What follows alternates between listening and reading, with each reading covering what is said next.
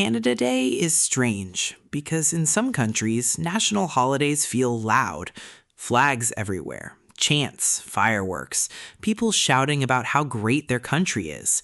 But Canada Day often feels quieter than that. Yes, there are fireworks. Yes, there are red shirts and maple leaves and people at parks. But underneath it, there is this different feeling. Not exactly shame, not exactly pride. Something softer, more complicated. Like Canada wants to celebrate, but also does not want to brag too hard. And honestly, that says a lot about the country. Because Canada has always had a strange national identity. It is huge, but quiet. Powerful, but careful. Proud, but uncomfortable with looking too proud. A country where people will wave a flag and then immediately apologize for blocking your view. That is why Canada Day feels different. It's not just a birthday party for a country, it's a day where people quietly ask, what does this place actually mean? For some people, Canada Day feels simple. A day off, a barbecue, a lake, a flag, a fireworks show, a feeling of gratitude that they live somewhere peaceful, stable, and safe compared to many places in the world. For immigrants, it can mean something even deeper. It can mean the first country where they felt they could breathe, the first place where their kids had more room to become themselves, the first place that felt like a second chance. So yes, Canada Day can be beautiful, but it can also feel complicated, because Canada is not just one story, it's many stories stacked on top of each other. There is the story of people who came here looking for safety. There is the story of families who built new lives from nothing.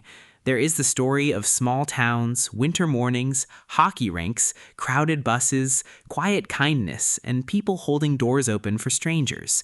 But there is also another story, the story that was here before Canada was called Canada.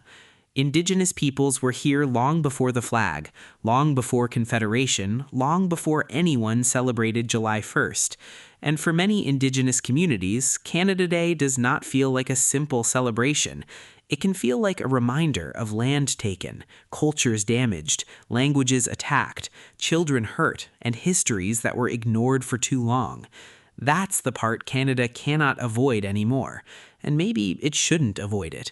Because real pride is not pretending your country has no wounds. Real pride is being honest enough to look at them. That might be why Canada Day feels quieter now than people expect. Because the country is still trying to figure out how to celebrate itself without erasing the people it hurt. How to be grateful without being blind.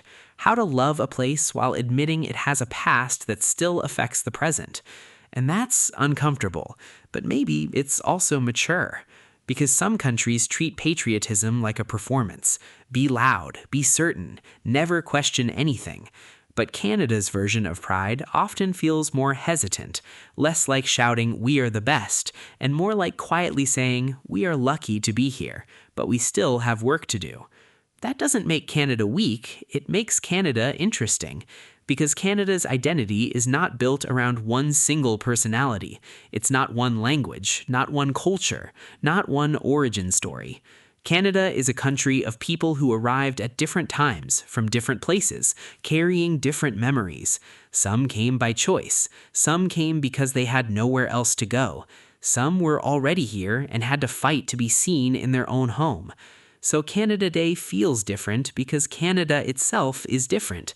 It's not just a country trying to celebrate what it is, it's a country still negotiating what it wants to become. And maybe that's why the feeling is so mixed. You can feel proud and reflective at the same time. You can enjoy the fireworks and still understand why someone else doesn't. You can love your country without turning love into denial. You can be thankful for peace, safety, opportunity, and community while still admitting that not everyone has experienced Canada the same way. Maybe Canada Day isn't supposed to feel simple. Maybe it feels different because Canada's story is still unfinished, still being argued over, still being repaired, still being written by everyone who lives here. So the real question is not just why does Canada Day feel different? Maybe the better question is, what kind of pride can hold both gratitude and truth? Because maybe the quietness isn't emptiness. Maybe it's the sound of a country still learning how to celebrate honestly.